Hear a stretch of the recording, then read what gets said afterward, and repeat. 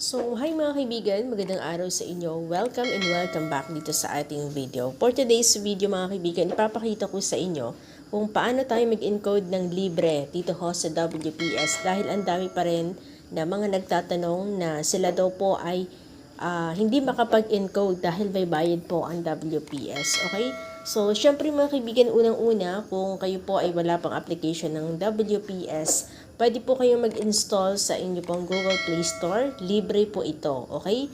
So, ngayon, kung nakapag-install na kayo mga kaibigan, ayan, puntahan na po natin yung ating pong application ng WPS para ipapakita ko sa inyo mga kaibigan na libre po ito at wala po tayong binabayaran or babayaran sa application na ito. Okay? So, ang dami po kasing mga nagtatanong at nagchat-chat, nagko-comment sa ating mga latest video, sa ating previous video mga kaibigan. Okay? So, as you can see, ito, kaka-install lang natin ng WPS. So, makikita natin nag-iba po yung interface. Okay? So, puntahan na natin yan. Click natin yan. At syempre, ito makikita natin dito, start. Okay? So, click muna natin yung start. Tapos, i-agree lang natin. And then, ito yung i-click natin. Yan. Letter. Click natin yan.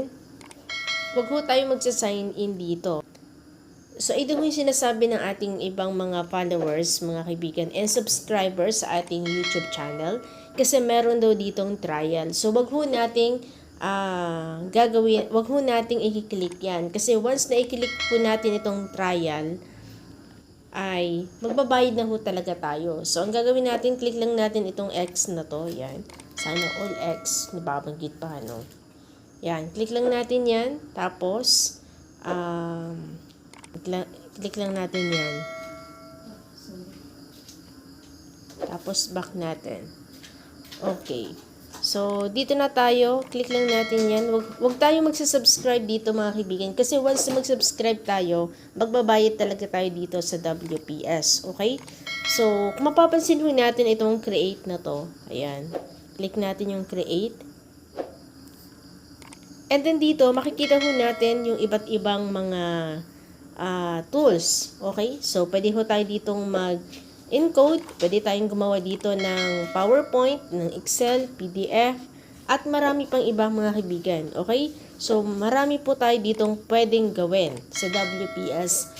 At libre po ito, okay? Libre po ito, wala po kayong babayaran sa application na to. Okay? Kasi ang dami talaga ako nakikita na meron daw pong bayad yung WPS na kanila pong mga na-i-install. Okay? So, ganun lang po siya mga kaibigan kadali. Okay?